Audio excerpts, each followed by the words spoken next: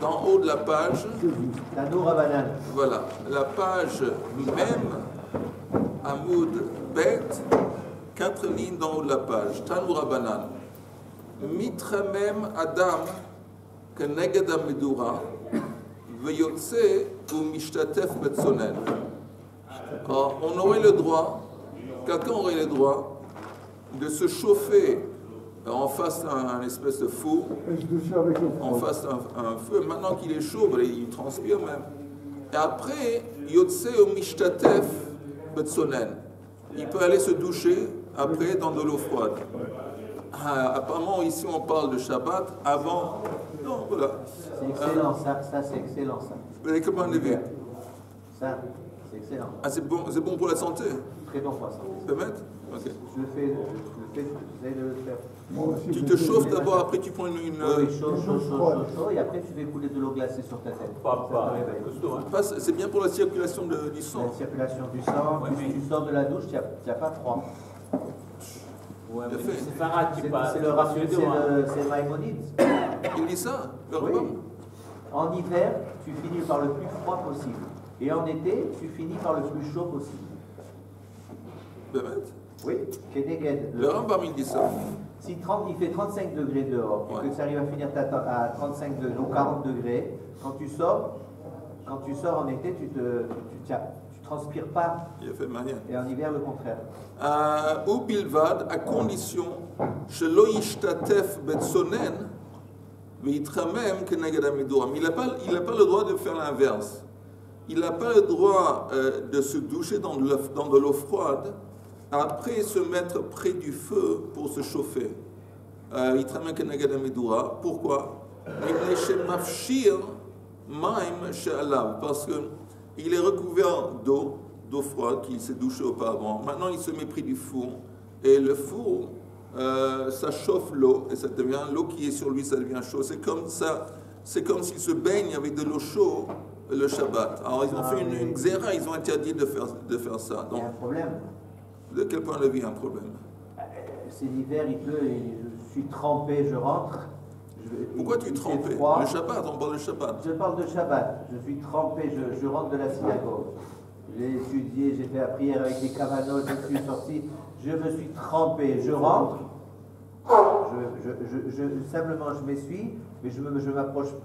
Ah, c'est-à-dire que oui. Pour ça, j'ai la réponse. Je dois m'essuyer avant de m'approcher du chauffage. C'est normalement les gens quand il pleut, les habits sont mouillés, mais le corps pas tellement. Non, mais lui, il sort tout nu. Ah, ok. Il fait la tête comme ça. Salut Rabbanan.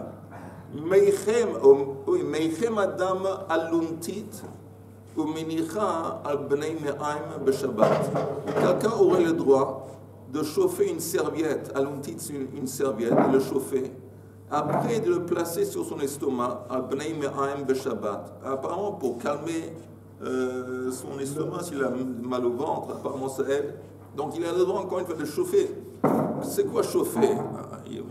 Il met une serviette près du four, de façon que la serviette se chauffe un petit peu. Après il place la serviette sur son ventre. Une bouillotte, ça s'appelle. Beshabou bilvad, shelo yavi kumkumus, shel maim chamin, v'yanichenu al bnei me'aim b'Shabbat. À condition qu'il ne veut pas apporter un kumkum d'eau chaude et le placer directement sur son ventre, parce que ça risque d'être dangereux. Même Yom Chol. Et voilà, justement, la Gemara dit, V'davar ze afilu bechol asur mipnei hasakana. Et ça, ce serait interdit même un jour de chol, parce que c'est dangereux. Il y a de l'eau chaude qui, si ça tombe directement sur son ventre, c'est pas agréable. Non, mais là, il dit, en l'occurrence, c'est parce que c'est Rachid ça qui dit ça. Non. Il dit que c'est. Ah. Non, qui dit que du coup, ça sera contre le. Oui, c'est pas une question. Oui. C'est pas une question de se faire mal, Stam, de l'eau chaude, c'est très mal. Attends une seconde. Il pourrait se laver. Il y a deux rachis. Yom Chol. Alors non, il y a deux rachis. Alors il y a un rachi qui dit au bilvad shelo yavi kumkumus, shama yishafchu alav, de peur qu'il y a de l'eau chaude qui va tomber sur lui. Un rachi dit, venimsa rochetz b'Shabbat b'chamin. Et ça va, c'est comme s'il se douche, il prend un bain le Shabbat avec de l'eau chaude. Premier Rashi.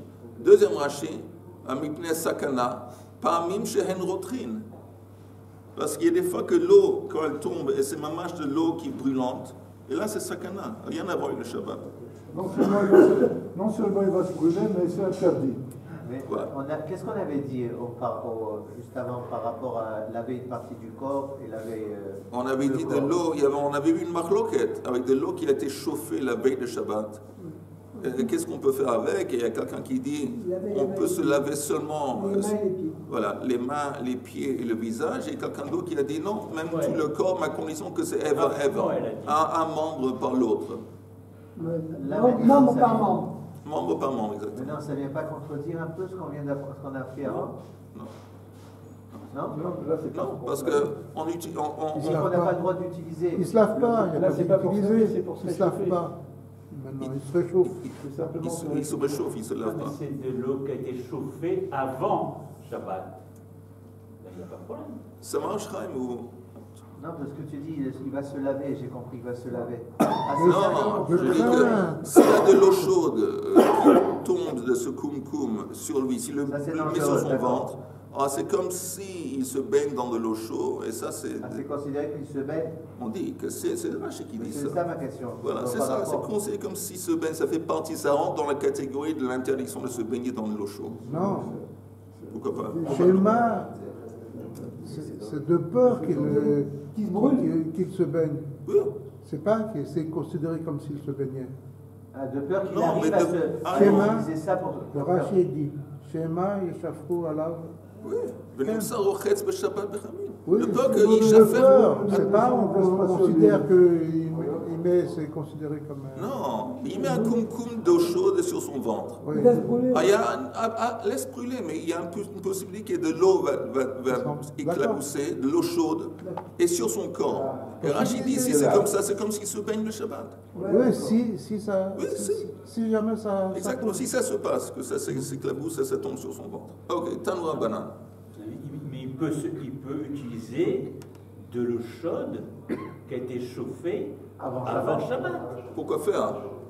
Il peut se laver les bras, les mains. Non, justement. De l'eau chaude, on avait permis d'apprendre dans ton absence. On avait permis d'apprendre dans ton absence. Et là, on a vu qu'il y a une interdiction de se doucher avec de l'eau chaude qui a été chauffée la veille de Shabbat. Une interdiction. Je suis en cours. Et c'est lié à quoi? À Xéra, une Xéra des Merchatsaot, des bains. On avait parlé de ça hier. Oui, c'est vrai. D'accord. On continue. Tanoura Banan. Mevi Adam Kiton. Shlomo, on peut y aller. Mevi Adam Kiton Maim ou Minicho Keneged Midura.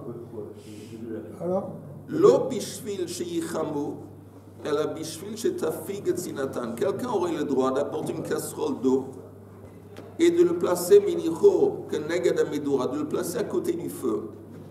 Lo bishvil shichamu, pas dans le but de faire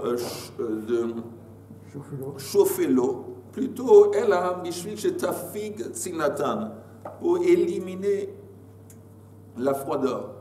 L'eau elle est froide, il a fait entrer l'eau de l'extérieur. Il veut enlever la froideur. Alors, il peut placer cette casserole d'eau, ce contenu d'eau, près du feu. Pas dans le but, encore une fois, de chauffer l'eau, mais simplement d'enlever la froideur. Ça veut dire que ça va chauffer un petit peu, mais pas trop. Ouais, la différence entre c'est quoi le but froideur et chauffer, c'est- pour boire l'eau. Pardon? Le but, c'est Vas-y, quoi? vas-y. Alors, la différence entre enlever La froideur et chauffer. c'est subtil.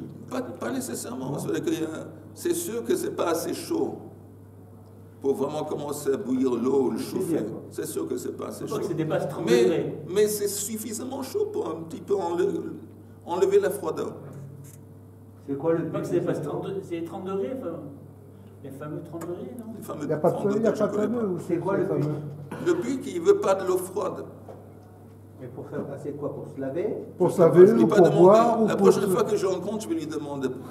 Moi, j'en ai des choses à lui demander. Rabbi Yehuda Omer, Mevia Isha Pach Shel Shemen, Ah, il y a des Umenichato Keneged Amedura.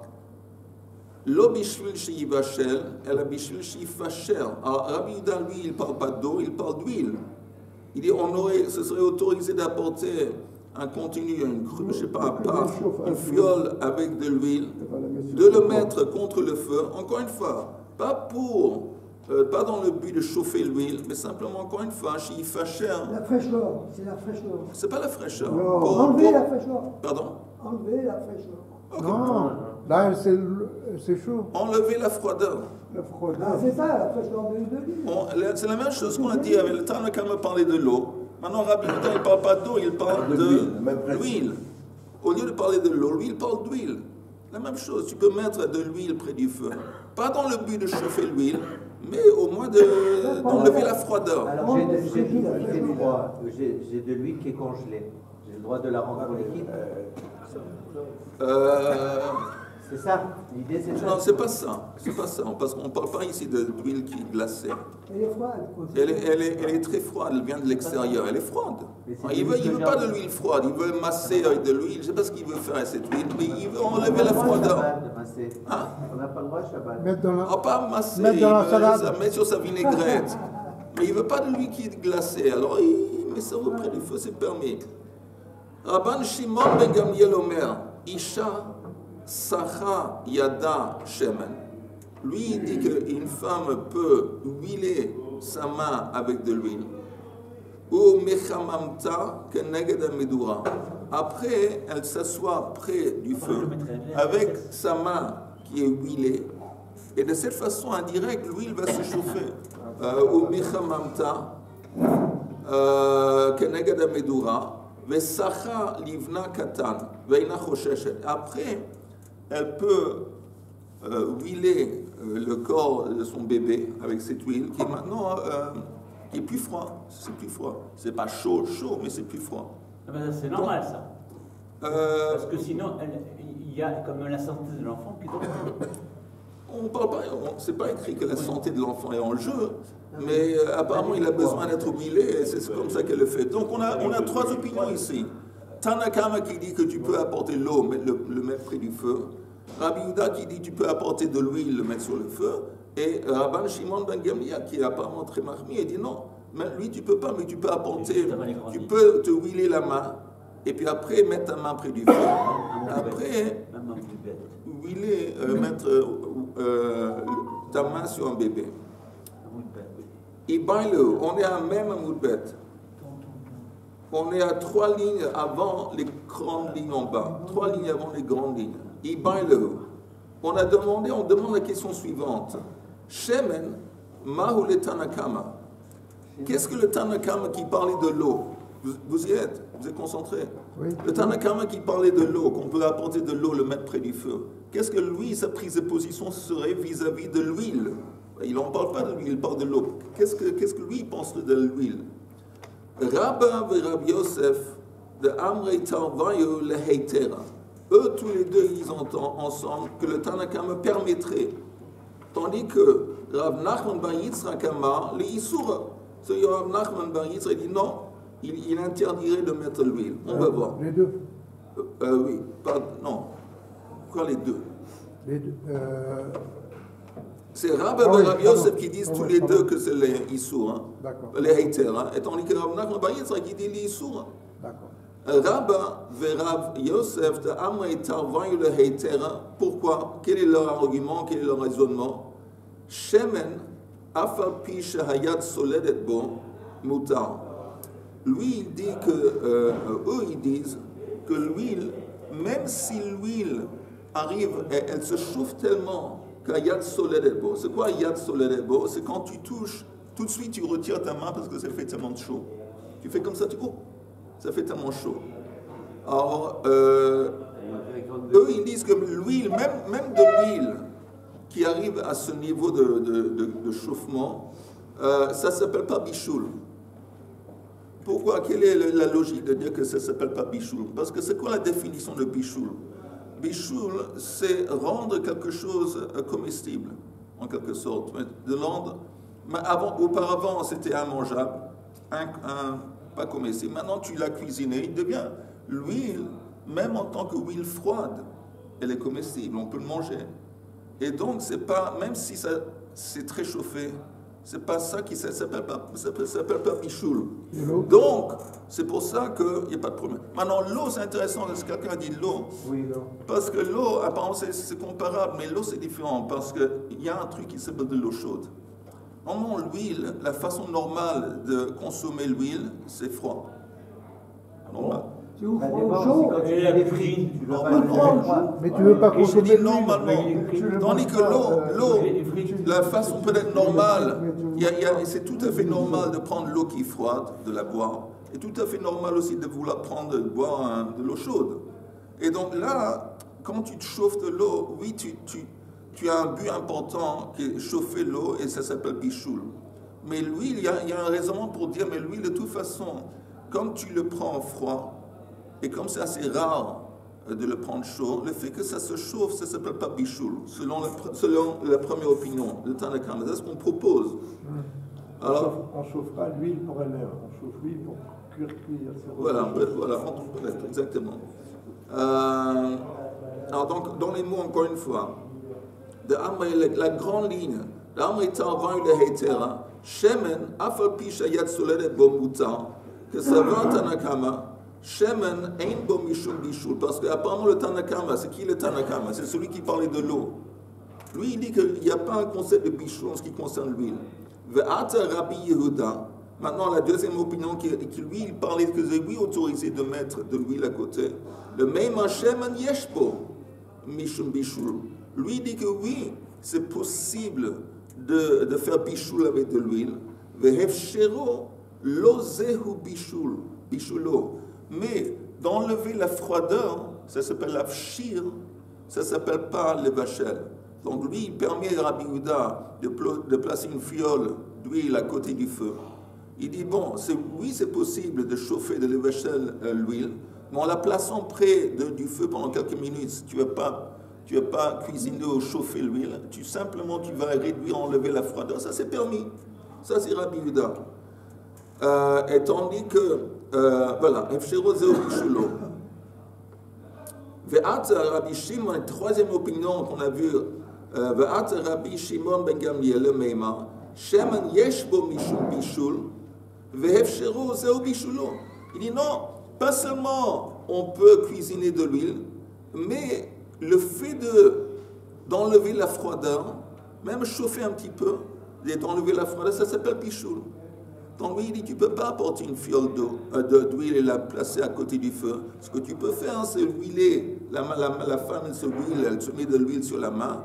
Après, elle met sa main près du feu. Après, là c'est une solution. C'est comme ça ils expliquent les trois opinions. Tandis que Rav Nachman Bar Yitzchak, qui a dit que le Tanakama qui parlait de l'eau, pour lui, l'eau c'est permis, l'huile c'est interdit. Comment lui, il va expliquer? Rav Nachman Bar Yitzchak a marlé Issour. Shemen afal pi she'eina yad soledet bo asur, que l'huile quand ça se chauffe, même si ça n'atteint pas le niveau de yad soledet, même avant que ça devienne très chaud, c'est déjà interdit. Pourquoi? Que ça va shemen yeshbo mishum bishul vehefshero zeo bishulo, parce que le Tanakama lui il dit que l'huile, pas seulement le concept de bishul ça existe en ce qui concerne l'huile, mais le fait d'enlever la froideur, ça rentre déjà dans la catégorie de bichoul. C'est pour ça que lui dit, la seule chose que tu peux faire, c'est apporter de l'eau. Mais l'huile, tu ne peux pas. Parce que même si tu enlèves la froideur de l'huile, ça s'appelle bichoul. Ve'at Rabbi Yehuda, et la deuxième opinion Rabbi Yehuda qui permet d'apporter la fiole, At Rabbi Yehuda le meima hefshero lo zeo bishulo. Et lui, il n'est pas d'accord. Il dit oui, c'est possible de cuisiner de l'évachel l'huile, mais quand tu réduis la froideur, enlèves la froideur, ça ne s'appelle pas bichoul. Et donc, c'est permis. Rabban Shimon ben Gamliel, encore une fois, le même, Shemen Yeshbo Mishum Bishul, Ve'efshiro Zeo Bishulo. Maintenant, la Gemara dit, selon ça, la façon qu'on explique, il savait que la troisième opinion et la première opinion, c'est la même chose. Quand Rabbi Shimon ben Gamliel dit, il propose qu'une femme va se huiler les mains et les mettre près du feu, et quand le Tanakama lui dit que tu peux seulement apporter de l'eau mais pas de l'huile, ils disent la même chose. C'est quoi la même chose? Que il y a un concept de bichoul en ce qui concerne l'huile. Et ce concept de bichoul, il s'exprime déjà au moment que tu as enlevé la froideur, c'est déjà bichoul. Les deux, ils disent la même chose. Quel est l'intérêt? Et la réponse est, on dit à Rabban Shimon ben Gamliel Haynu Tanakama, Ika Beinayu, il y a entre eux, entre parenthèses, le mot Ika. Vous voyez le mot Ika que je viens de lire, Ika Beinayu, Ika, ça veut dire il y a. Et je vous ai peut-être dit auparavant qu'il y a des mots-clés dans la Gemara qu'on retrouve sur presque chaque page de Gemara. Et ces mots-clés, il n'y en a pas beaucoup, il y a pas une douzaine. Mais ça vaut la peine de les apprendre par cœur, parce que sinon ça fait bête d'apprendre la Gemara pendant des années et de ne pas reconnaître ces mots. Alors un de ces mots-clés, c'est Ika. Ika, ça veut dire il y a. Et l'opposé de Ika, s'il n'y a pas, c'est Leka. Ok? Il y a encore deux mots-clés, comme on a ouvert la parenthèse. C'est Hatam ve Hacha. Hacha, c'est ici. Hatam, c'est là-bas. Quand on c'est des mots, il n'y a pas presque chaque page de Gemara, il y a ces mots figures. Moi, je ne sais pas les apprendre. Et que Beinayu, il y a entre ces deux opinions, qu'il y a Yad. La différence entre Tanakama et Rabban Shimon ben Gamliel, c'est pour Rabban Shimon ben Gamliel, si tu enlèves la froideur de l'huile d'une façon pas normale, c'est pas une façon pas normale, tu huiles la main, et après tu te places près du feu, et indirectement l'huile elle va plus être froide. Ça s'appelle Kelachar Yad, c'est indirect, ça c'est permis pour lui. Tandis que pour le Tanakama, qui parle de l'eau, même ça, ce serait interdit. Ok. Amar Rabbi Yehuda. Non. Quoi non? Ok. Amar Rabbi Yehuda, Amar Shmuel. Rav Yehuda. Moi aussi j'ai marqué Rav Yehuda. Ok. 2 contre 1, c'est vous qui prenez le dessus. Amar Rabbi Yehuda, Amar Shmuel. Echad, comment je sais que vous avez raison? Parce que Shmuel, il a un Amora. Exactement. Il n'avait pas marqué Exactement. Parce qu'il y a Rabbi Yehuda qui cite Shmuel. Ouais. Et Shmuel, c'est un Amora. Alors, on ne peut pas avoir un Tana qui cite un Amora, parce que le Tana, c'est des générations plus. Ok. Amar Rabbi Yehuda, Amar Shmuel, Echad Shemen ve'echad Maim, Yad soledet bo asur. Ein yad soledet bo mutar. Alors, selon Shmuel, que ce soit de l'huile, apparemment c'est l'halakha, qu'on parle d'huile ou qu'on parle d'eau, tu peux chauffer de l'eau et tu peux chauffer de l'huile. Tant que ça n'arrive pas à yad soledet, ça ne s'appelle pas minatora bishul. C'est ça. C'est quoi le critère? Comment on reconnaît, on va définir yad soledet bo? Amar Rachava, kol shekriso shel tinok nichvet. Ça veut dire que si tu mets ce liquide, quand il est yad soledet, sur le ventre d'un bébé, théoriquement, ça le brûle. Pourquoi le ventre d'un bébé? Parce que la peau est particulièrement tendre. C'est particulièrement tendre, et donc là, tandis que si tu mets cette même eau ou huile sur le ventre d'un adulte, ça ne va pas se brûler. Sur le ventre d'un bébé, oui. Ça, c'est yad soledet. Ça, c'est, disons, la mesure. Amar Rabbi Yitzchak bar Avdimi pam achat nichnasti achar Rebbi le Beit Merchatz. Je me rappelle une fois, j'ai suivi Rebbi, on est entré dans le bain public, c'était Shabbat, וביקשתי להניח לו פח של שמן באמבטי. Et ce que j'ai voulu faire, quand c'était comme il a servi, c'est chimouche, ou un meshemesh et arabe chelon. Il avait un fiole d'huile, il a voulu placer la fiole d'huile dans le bain d'eau chaude pour la chauffer un petit peu. ואמר לי, תול בכלי שני, ותן. Lui, il a dit non, ce que tu fais, c'est pas bien. Prends l'eau de ce bain. Il y avait une espèce d'une baignoire remplie d'eau chaude dans le bain public. Et le Rav lui dit non. Prends de l'eau de ce bain. Et après, place la fiole dans le seau. Dans le seau d'eau que tu as puisé du bain. Tout ça, ça se passe le Shabbat. Oui. Oui, alors qu'est-ce que ça veut dire? Quelle est la différence? Quelle est la différence dans la définition de l'eau dans le bain? Apparemment, le bain, vous entendez, le bain, il est directement lié au feu. Il y a un contact direct apparemment entre le feu et le bain. Et alors il dit, l'eau, il aurait la définition de kli rishon. C'est quoi un kli rishon? C'est un kli qui est posé directement sur le feu. Tandis que là, c'est indirectement. Oui, mais ça dépend de la casserole. S'il est sur le feu, c'est kli rishon. Tandis que le moment que... Mais quand tu puises de l'eau avec un seau, le seau, l'eau dans le seau, ça s'appelle kli sheni. Okay? Donc il dit, ce que tu fais, tu veux placer cette fiole d'huile, pas dans le bain, parce que c'est kli rishon, mais fais-le dans le seau d'eau. Sheni beten, shma mina klat. De là, j'ai appris 3 choses. Shma mina shemen yeshbo mishum bishul. D'abord, j'ai appris que oui, il y a un concept de bishul en ce qui concerne l'huile. C'est pour ça qu'il m'a interdit de placer cette huile dans le ambatia, directement dans le kli rishon. Veshma mina kli sheni eino mevashel. Aussi, j'ai appris de ça qu'un kli sheni, lo mevashel. Maintenant, c'est quoi la différence entre un kli sheni et un kli rishon? C'est en ce qui concerne le kli. La paroi du kli sheni, elle est froide. Donc ça, déjà, ça va refroidir un petit peu. Refroidir un petit peu suffisamment que tu pourrais faire rentrer quelque chose dans un kli sheni. Mais c'est l'homme bachel. Veshma min, troisième chose que j'ai appris, hefshero zeu bishulo, que enlever la froideur de l'huile, ça s'appelle le bachel. Parce que quand il allait placer cette fuite d'huile dans la ambatia, ce n'était pas pour des heures, c'était pour quelques minutes, le temps d'enlever la froideur. Et ça s'appelle l'afshir. Et néanmoins, il a dit que c'est interdit. Donc on voit de ça que hefshiru pour l'huile, zéo bishulo. Si quelqu'un ne comprend pas, demandez.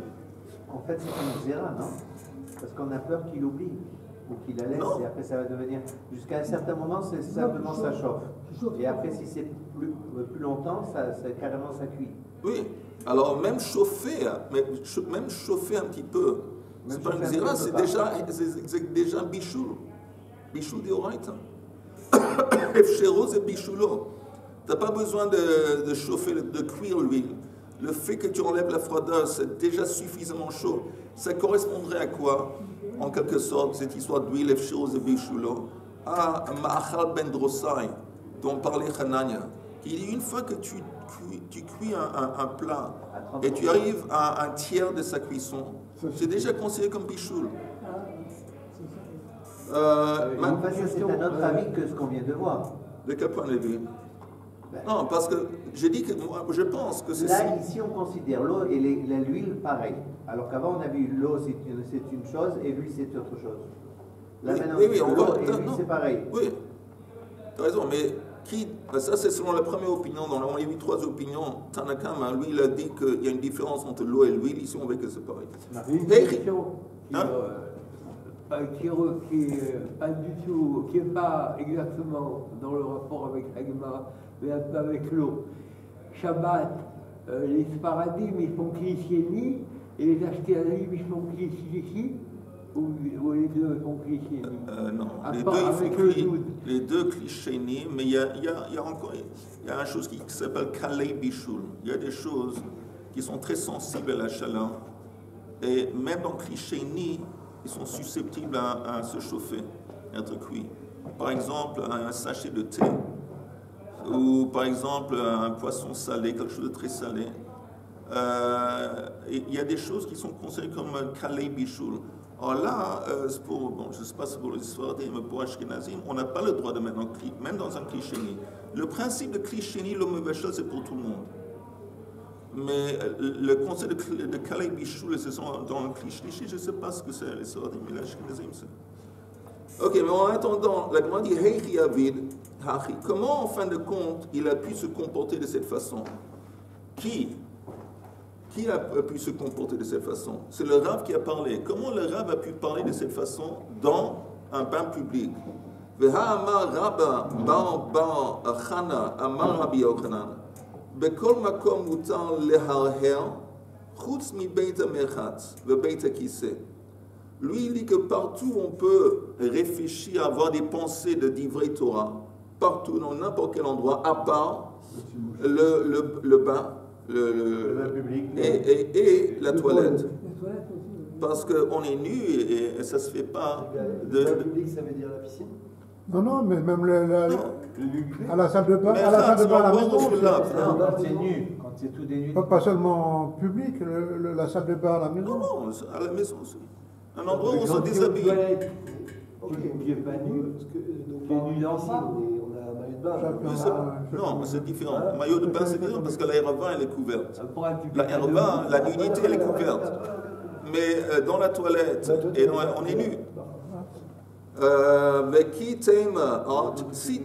Encore une fois, la Gemara demande une question. Comment le Rav a pu dire t'as pas le droit de faire ça, enlève et mets ça comme ça. Il est en train de parler Torah dans une salle de bain où les gens sont nus. Quand tu traduis ça, Echi Avid. Hechi Avid Hachi, comment il a pu se comporter, faire ainsi.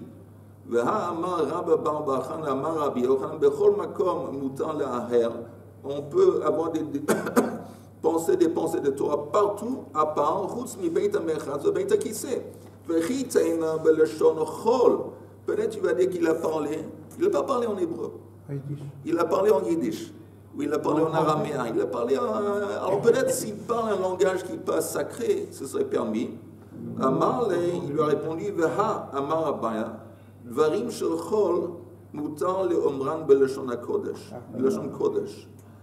Des paroles de chol, on aurait le droit d'en parler en hébreu, belashon kodesh, dans un bain public. On peut lire Lucky Luke. Oui, on peut même lire la traduction de Lucky Luke en hébreu.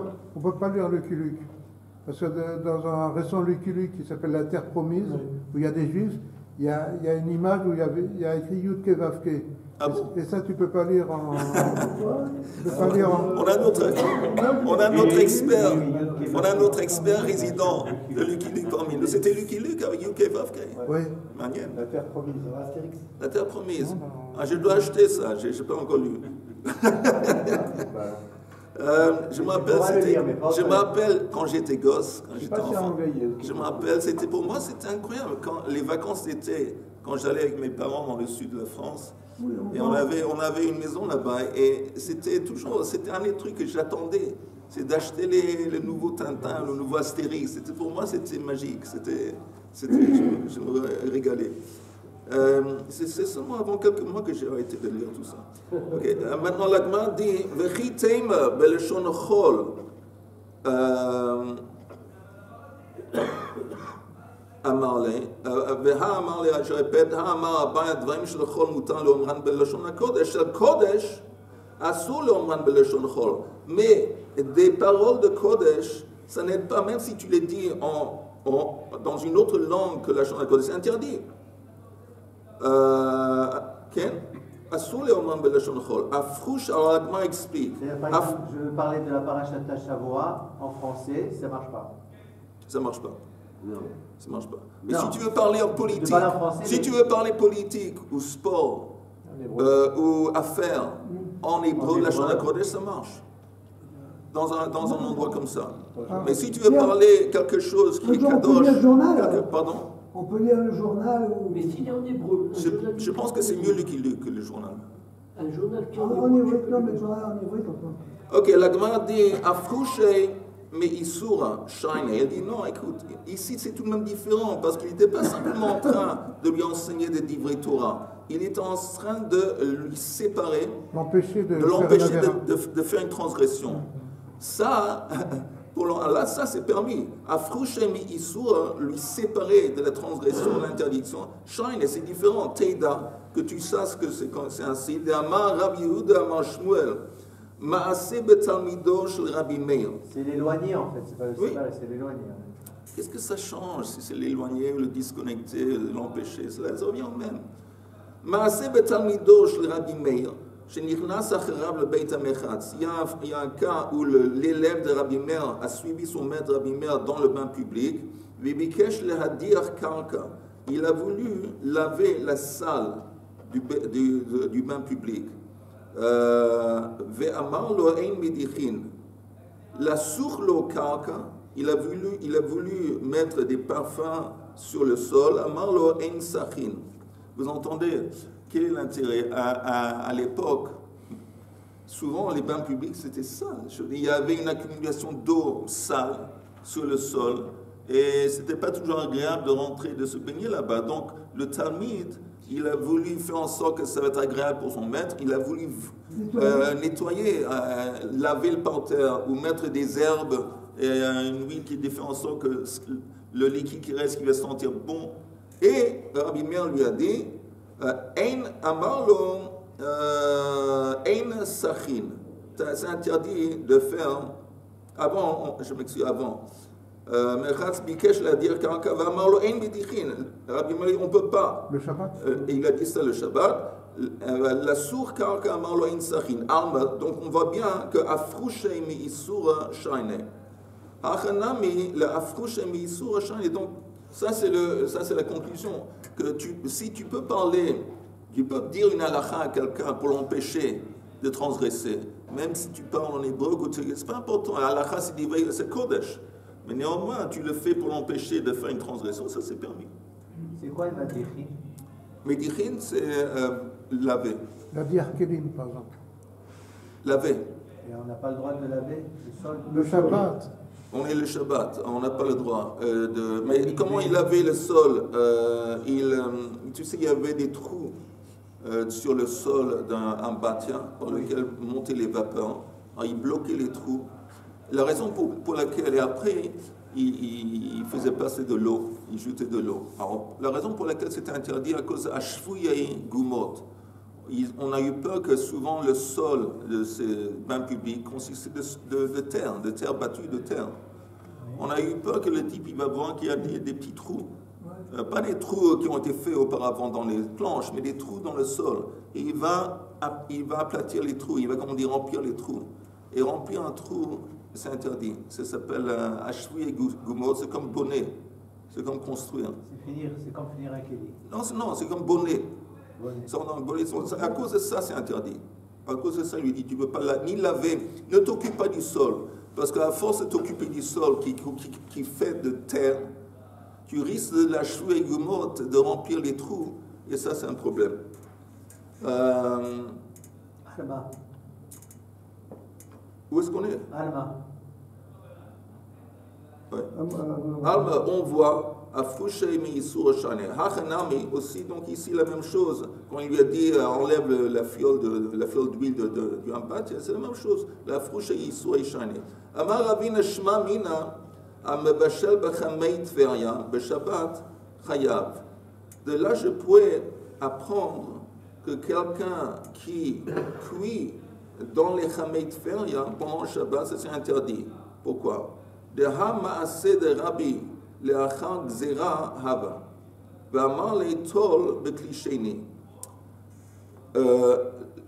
première histoire qu'on nous a racontée, que Rabbi qui est entré avec, il est entré avec qui? Avec, où est-ce qu'il était? Je m'excuse. Il est rentré avec oui. Alors, quand il est rentré, et lui, il a mis la fiole dans de l'eau, il lui enlève dans de la bâche, enlève ça du bain et met ça dans un cliché-ni. Ça s'est déroulé après que les sages ont décrété un décret que c'est interdit de se doucher dans un bain public, c'est interdit même de transpirer dans un bain public, de faire un sauna. La seule chose après ce décret qui est resté permis, c'était Chamei Tveria. Donc on sait que cette histoire s'est déroulée après la Xéra. Donc on y forcément on parle de quoi? On parle de Chamei Tveria. Et le bain, l'espèce de baignoire avec de l'eau, c'était de l'eau qui provenait ou qui a été chauffée parce que ça passait par le Chamei Tveria. C'était les eaux de Tveria. Alors la Gemara dit, de là on apprend que tu ne peux pas cuisiner. Il y a un problème de bichoul de Chamei Tveria le Shabbat.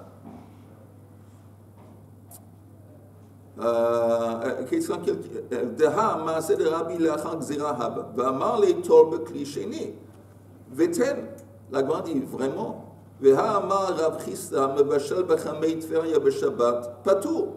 Mais il y a quelqu'un qui dit, ça c'est la halakha, que oui, on a le droit de cuire quelque chose, patour, midoraita. Il n'y a pas de problème. Pourquoi? Parce que c'est quoi chamei tferia? On avait dit, à part quelqu'un qui a dit Geinom. Chamei tferia, ça s'appelle toldot chama. Vous vous rappelez, on avait fait une distinction entre toldot ha'ur et toldot chama. Quelque chose qui a été chauffé par le hur, par le feu, alors c'est interdit de cuisiner dedans, parce que c'est interdit midoraita. Okay. Maintenant, quelque chose qui a été chauffé par le soleil, c'est permis de le chauffer sur cette chose. Et les eaux de Tferia, c'est considéré comme toldot chama. Et donc c'est permis. Alors pourquoi Rebbe a dit enlève la fiole de cette eau? Parce que ça risque, tu risques les vachelles. Pourquoi on parle de chamei tferia? Ça devrait être permis. Dans une minute, on finit. Ini, c'est vraiment. Bémet, ini, bémet. Vraiment. Alors, Adma explique, ça veut dire quoi, Nami Chayav? Maï Chayav, Nami de Ka'amar. Makat Mardout, un point. Un point après Mardout. Il dit, quand on dit Chayav, c'est pas Midoraita. Ça veut dire qu'il a, en fin de compte, en dépit du fait que Midoraita, il n'y a pas de problème de chauffer quelque chose dans les eaux de Tferia, parce que c'est Toldot Chama. C'est néanmoins, il y a un interdit de Rabbanan. Et quelqu'un qui méprise les décrets des Rabbanan, on lui donne des coups de Mardout. Les coups de Mardout, c'est... 39. Non, c'est pas 39. Il me semble 14 ou 12. C'est des coups, on lui donne des coups dans un Beidin, mais pas beaucoup. Mais ça, c'est... Quand on dit Chayav, ça ne veut pas Chayav midoraita, il est Chayav vis-à-vis du fait qu'il y a un interdit tout de même de chauffer dans les eaux de Tferia. Et il l'a fait. Donc il est Chayav malkot, mardout. Mardout, ça vient du mot meret, se révolter. Les gens qui se révoltaient contre les décrets des rabbins, des chachamim. Ok. Chers collègues, je vous souhaite à tous un Shabbat Shalom. Besorot Tovot, Geoula Shlema. Et on espère que déjà, ou avant le Shabbat, ou Motzei Shabbat, on va entendre des bonnes nouvelles sur les Chatoufim.